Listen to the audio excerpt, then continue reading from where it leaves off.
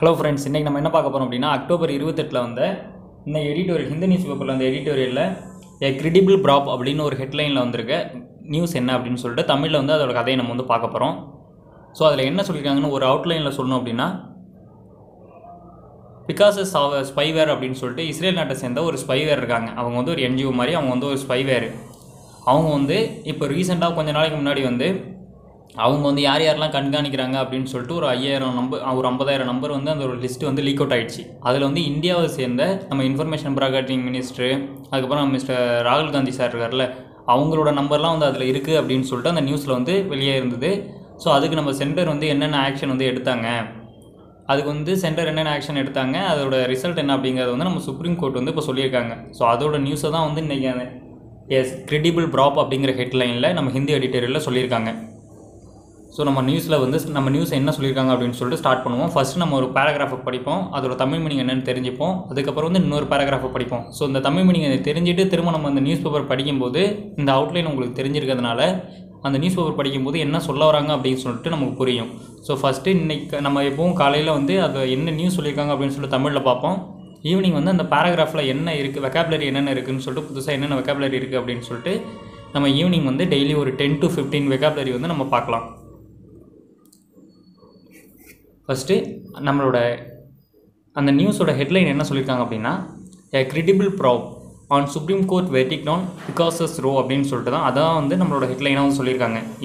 அது என்ன அப்படின்னா, ஒரு நம்பிக்கையான விசாரணை வந்து வேணும், அந்த பிகாசஸ் ஸ்பைவேர் மேலே வந்து ஒரு நம்பிக்கையான விசாரணை வேணும் அப்படின்னு சொல்லிட்டு நம்மளோட சுப்ரீம் கோர்ட் உச்சநீதிமன்றம் வந்து ஒரு தீர்ப்பு வந்து வழங்கியிருக்காங்க. அதுதான் வந்து இதோட ஹெட்லைன்.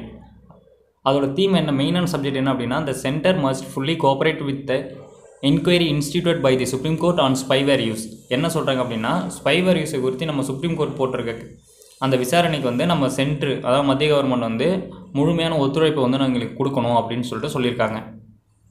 நம்மளோட ஃபஸ்ட்டு பேராகிராஃப் என்ன அப்படின்னா, the Supreme Court order instituting and independent probe in to the possible use of Israeli spyware Pegasus is an effective intervention to protect citizen from unlawful surveillance as well as a stern rebuff to the government's attempt to cover up the issue by using the bouquet of national security. It was clear from day one, following the revelation that nearly 300 of some 50,000 phone numbers allegedly identified for surveillance belonged to Indians, that the government would choose to brazen its out rather than hold or facilitate a credible inquiry.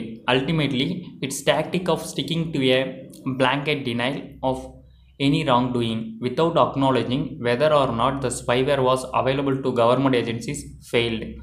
The 46-page order by a bench headed by the Chief Justice of India N.V. Ramana stands out for the enunciation of two clear principles, that surveillance or even the knowledge that one could be spied upon affect the way individually exercise their rights, warranting the court's interventions, and that there is no omnibus prohibitions on judicial review merely because the spectre of national security is being raised. So இதுதான் வந்து இந்த paragraph சொல்லியிருக்காங்க. இந்த பேராகிராஃபை நம்ம ஒரு 2 time படித்து பார்த்தோம் அப்படின்னா இதில் என்ன சொல்லியிருக்காங்க அப்படின்னு சொல்லிட்டு நமக்கு புரியும். ஸோ இதில் என்ன சொல்லியிருக்காங்கன்னு சொல்லிட்டு நம்ம தமிழில் பார்ப்போம். இதில் என்ன சொல்லியிருக்காங்க அப்படின்னா, இஸ்ரேலோட ஸ்பைவேர் கம்பெனி இருக்காங்களா, அந்த பிகாசஸ்ங்கிறவங்க வந்து அவங்க என்னென்ன யூஸ் பண்ணுறாங்க, அதில் என்னென்ன ஒர்க்கு அதில் வந்து பண்ணுறாங்க அப்படின்னு சொல்லிட்டு ஒரு தனியான ஏதாவது இண்டிபெண்டண்டான வந்து ஒரு விசாரணை வந்து நமக்கு நிறுவனம் அப்படின்னு சொல்லிட்டு சுப்ரீம் கோர்ட் வந்து உத்தரவாதம் போட்டிருக்காங்க. இதில் வந்து சட்டவிரோதமான இதிலெல்லாம் வந்து அன்லாஃபுல் இதுன்னு சொல்கிறாங்களா, அதான் சட்டவிரோதமான வந்து நம்மளை வந்து ஸ்பை பண்ணுறது, நம்மளை கண்காணிக்கிறதுல வந்து குடிமக்களை வந்து அதாவது நம்ம தான் சிட்டிசனோட பாதுகாப்புக்கு வந்து ஒரு தலையீடாக இருக்குது அப்படின்னு சொல்லிட்டு சொல்கிறாங்க. தலையீடாக இருக்கிறதுனால இதை வந்து நம்ம வந்து ஃபுல் என்கொயரி பண்ணணும் அப்படின்னு சொல்லியிருக்காங்க. இது வந்து தேசிய பாதுகாப்பையோ ஒரு பிரச்சனையாக வந்து மாறக்கூடும் அப்படின்னு சொல்லியிருக்காங்க. இந்த கண்காணிப்பு பண்ணுறாங்கல்ல, இந்த கண்காணிப்பு பண்ணுறதுல வந்து லாஸ்ட்டில் கொஞ்ச நாளைக்கு முன்னாடி வந்து ஒரு 5000 நம்பர், ஒரு 50,000 தொலைபேசி நம்பர் வந்து இவங்க வந்து கண்காணிப்பு பண்ணுறாங்க அப்படின்னு சொல்லி லீக் ஆச்சு. அதில் 300 நம்பர் வந்து இந்தியாவுக்கு சொந்தமான நம்பர் அப்படின்னு சொல்லிட்டு வெளில வந்தது. ஸோ அது வெளில வந்ததுலேருந்து நம்ம கவர்மெண்ட் என்ன பண்ணோம் அப்படின்னா, நம்ம சென்ட்ரல் கவர்மெண்ட் வந்து இதுக்கு வந்து இதோட ஒரு நம்பிக்கையான விசாரணை வந்து நடத்துவாங்க அப்படின்னு சொல்லி நம்ம எதிர்பார்த்துருந்தோம். ஆனால் அதுக்கு பதிலாக வந்து அவங்க என்ன பண்ணியிருந்தாங்க அப்படின்னா, அந்த ஸ்பைவேர் கம்பெனி வந்து ஒரு என்ஜிஓவோட இது, அது வந்து கவர்மெண்ட் என்ஜிஓவுக்கு வந்து இருக்கிறது. இதோட நியூஸ்லாம் வந்து நம்ம கவர்மெண்ட்டுக்கு கிடைச்சிதா? ஏன்னா அது வந்து ஒரு சென்டர் சொன்னதுக்கப்புறம் தான் இப்போ நம்ம சென்டர் வந்து அவங்ககிட்ட சொல்லியிருப்பாங்க இது மாதிரி இவங்கெல்லாம் ஸ்பை பண்ணுங்க அப்படின்னு சொல்லிட்டு. அது மாதிரி ஒரு நியூஸ் வந்து போயிட்டு இருந்தது. அதனால் அதை வந்து உறுதிப்படுத்துகிற மாதிரி அவங்க எதுவும் சொல்லாமல், இது வந்து நம்ம கவர்மெண்ட் நிறுவனத்துக்கும் இதுக்கு சம்மந்தம் இருக்கா அப்படிங்கிறதெல்லாம் எதுவுமே சொல்லாமல், நாங்கள் எந்த தப்பும் செய்யலை அப்படிங்கிற ஒரு போர்வைக்குள்ளேயே வந்து, போர்வை மீன்ஸ் அதுக்குள்ளேயே வந்து அந்த நியூஸுக்குள்ளேயே வந்து சுற்றிட்டு இருந்தாங்க. ஸோ அந்த இது வந்து தோல்வி அடைஞ்சிச்சு அப்படின்னு சொல்கிறாங்க. நம்ம chief justice of India NV Ramana வந்து அவரோட ஹெட்டில் இருக்கிற பெஞ்சில் வந்து ஒரு 46 பேஜ் ஒரு ரிப்போர்ட் வந்து ரிலீஸ் பண்ணுறாங்க. அதில் வந்து ஒரு 2 ரூல்ஸை வந்து எக்ஸ்பிளைன் பண்ணுறாங்க. அதை என்னென்ன சொல்கிறாங்க அப்படின்னா, அந்த சர்விலன்ஸ், அதாவது கண்காணிப்பு, ஒருத்தவங்களை வந்து உளவு பார்க்கக்கூடியது வந்து தனிநபர், அதாவது தனியாக ஒருத்தவங்க வந்து அவங்களோட உரிமையை வந்து பயன்படுத்தியதை வந்து ரொம்ப பாதிக்குது. அதனால தான் வந்து இந்த நீதிமன்ற தலையீடு வந்து நாங்கள் வந்து அலோவ் பண்ணுறோம். ஏன்னா இது வந்து தேசிய பாதுகாப்பு வந்து அச்சம் எழுப்புகிற மாதிரி இருக்குது அப்படின்னு சொல்லிட்டு அதனால தான் நாங்கள் வந்து இதுக்கு தடை இதுங்கிறோம் அப்படின்னு சொல்லிட்டு சொல்லியிருக்காங்க. அதாவது இதை பற்றி இன்னும் வந்து எங்களுக்கு எக்ஸ்பிளைன் வேணும் அப்படின்னு சொல்லிட்டு சொல்கிறாங்க. ஸோ நம்ம நெக்ஸ்ட் பேராகிராஃப் என்ன அப்படின்னா,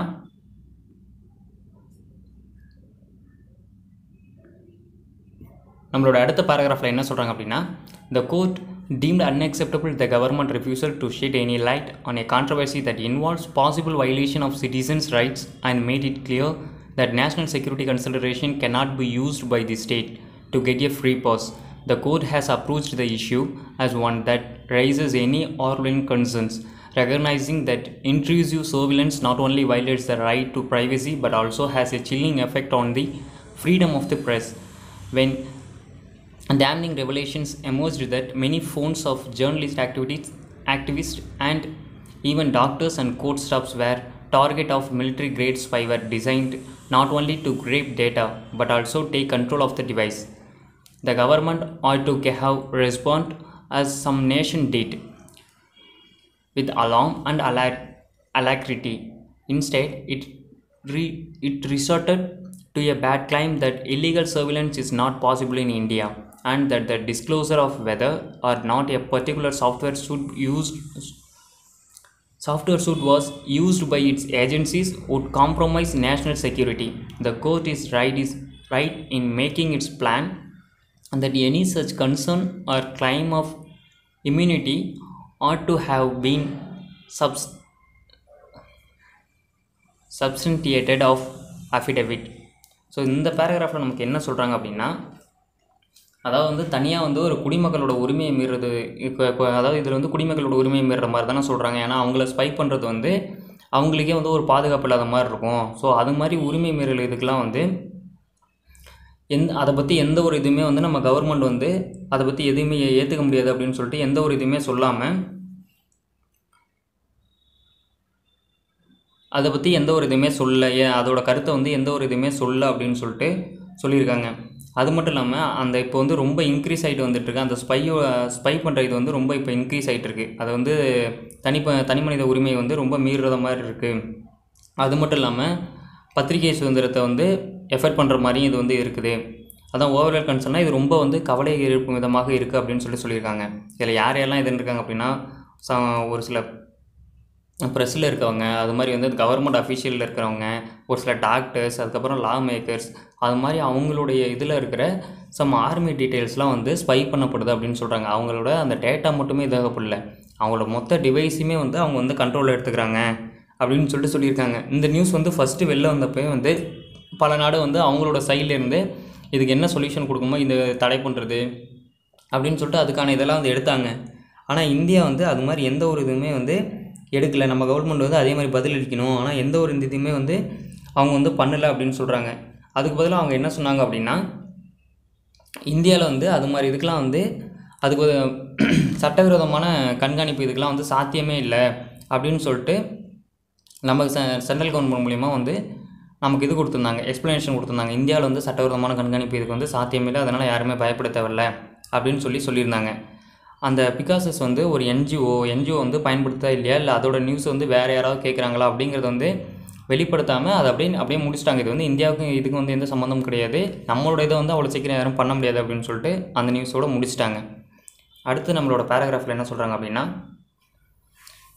Instead, it resorted to a bad claim that illegal surveillance is not possible in India, and that the disclosure of whether or not particular software should was by its agencies would compromise national security. The court is right in making its plan that any such concern or claim of immunity ought to have been sustained on affidavit. What is quite appalling is that the government was unwilling even to disclose what action had been taken after it admitted in Parliament in 2019 that it was aware of some WhatsApp users being targeted by Pegasus. Its offer of ordering an inquiry on its own has been rightly rejected by the court. It would command little credibility. The court supervised panel appears to have the required expertise and independence, but its success in unraveling the truth may depend on how much information it can extract from the government and its surveillance agencies. For its parts, the government would do well to depart from its record of obfuscation and strong-wailing and cooperate with the inquiry. So இந்த பேராகிராஃபில் நமக்கு என்ன சொல்கிறாங்க அப்படின்னா, இது வந்து இப்போது இது மாதிரி கிளைம் பத்திரிகையாளர்கள் டாக்டரு அவங்களோட டீட்டெயில்ஸ்லாம் வந்து சட்டவிரோதமாக எடுக்கிறாங்கல்ல, இது வந்து கவலை அதிக்கிற விதமாக வந்து இருக்குது அப்படின்னு சொல்கிறாங்க. இதோட ஃபுல் டீட்டெயில் வந்து நமக்கு வந்து நிரூபிக்கப்படணும் அப்படிங்கிறது தான் இதோட மெயின் தீம். இதில் வந்து நமக்கு அதோட முழு டீட்டெயில் வந்து நமக்கு நிரூபிக்கணும் அப்படின்னு சொல்லிட்டு நம்ம சுப்ரீம் கோர்ட் வந்து தெளிவுபடுத்தியிருக்காங்க. இதில் ரொம்ப ஒரு ஸ்கேரியான நியூஸ் என்ன அப்படின்னா, 2019 பார்லிமெண்ட் நடந்தப்போ வந்து ஒரு சில வாட்ஸ்அப் யூசர்ஸ், அந்த பார்லிமெண்ட்டில் இருப்பாங்கள வாட்ஸ்அப் யூஸ் பண்ணுறாங்களே, அவங்களோட இதை வந்து பிகாசஸ் வந்து குறி வச்சுருக்காங்க. அவங்களோட டேட்டாவெல்லாம் கலெக்ட் பண்ணுறதுக்காக பிகாசஸ் வந்து அதை குறி வச்சுருக்காங்க. அதை வந்து அவங்க ஒத்துக்கிட்டாங்க. அதை ஒத்துக்கிட்டதுக்கப்புறமும் அதுக்கான நடவடிக்கை வந்து நம்ம அரசாங்கம் வந்து எடுக்கும் அப்படின்னு சொல்லி நினச்சிட்டு இருந்தோம். அதுக்கான எந்த நடவடிக்கையுமே எடுக்கலை. ஸோ அதை எடுக்காமல் அவங்க நம்ம சென்ட்ரல் கவர்மெண்ட் வந்து சொந்த விசாரணைக்கு வந்து நாங்கள் அவங்கள விசாரணை பண்ணோம் அப்படின்னு சொல்லிட்டு சொந்த விசாரணைக்கு கேட்டப்போ வந்து நம்ம சுப்ரீம் கோர்ட் வந்து சொந்த விசாரணைக்கு வந்து அலோவ் பண்ண முடியாது அப்படின்னு சொல்லிட்டாங்க.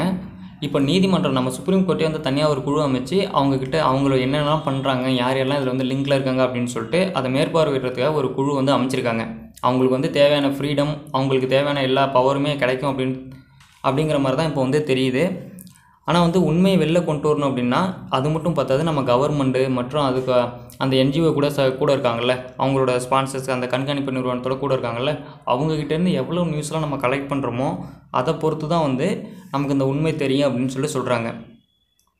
இதில் வந்து கவர்மெண்ட்டை என்ன சொல்கிறாங்க, கவர்மெண்ட்டுக்கிட்ட வந்து என்ன ரிக்வெஸ்ட் பண்ணுறாங்க அப்படின்னா, நீங்கள் வந்து நடுவில் எந்த ஒரு பிரச்சனையும் பண்ணாமல் நடுவில் எந்த ஒரு பிரச்சனையும், அதாவது இந்த ஸ்டோன் வேலிங்னு சொல்கிறாங்களே, ஸ்டோன் வேலிங் அஃபெஸ்டிகேஷன் அப்படின்னா, நீங்கள் வந்து நடுவில் எதுவும் குட்டை குழப்பாமல் எந்த ஒரு பிரச்சனையும் பண்ணாமல் எங்களுக்கு வந்து இந்த இதுக்கு வந்து நீங்கள் எங்களுக்கு கோஆப்ரேட் பண்ணணும், அந்த என்கொயரிக்கு வந்து எங்களுக்கு கோஆப்ரேட் பண்ணணும் அப்படின்னு சொல்லியிருக்காங்க. அவ்வளோதான் ஃப்ரெண்ட்ஸ் இன்றைக்கி. ஸோ இன்றைக்கி என்ன நியூஸ் சொல்லியிருக்காங்க அப்படின்னா, ஓவராலாக பார்த்தோம் அப்படின்னா, ஸ்பைவேருங்கிற கம்பெனி வந்து நாட்டு மக்கள் எல்லாருமே வந்து ஸ்பை பண்ணிகிட்ருக்காங்க. யாரோ ஒருத்தவங்களோட இதுக்கு கீழே வந்து இது ஒரு என்ஜிஓ, இது வந்து கவர்மெண்ட் இது கிடையாது, இது தனியாக ஒரு என்ஜிஓ, யாரோ ஒருத்தவங்களோட கட்டளையின் கீழே வந்து இவங்க வந்து இதுன்னுட்ருக்காங்க, ஸ்பை பண்ணிகிட்ருக்காங்க. ஸோ இதில் வந்து நம்ம கொஞ்ச நாளைக்கு முன்னாடி வந்து ஒரு ரிப்போர்ட் ரிலீஸ் ஆச்சு. அதில் இந்தியாவை சேர்ந்த ஒரு 300 பேரோட நம்பர் இருந்தது.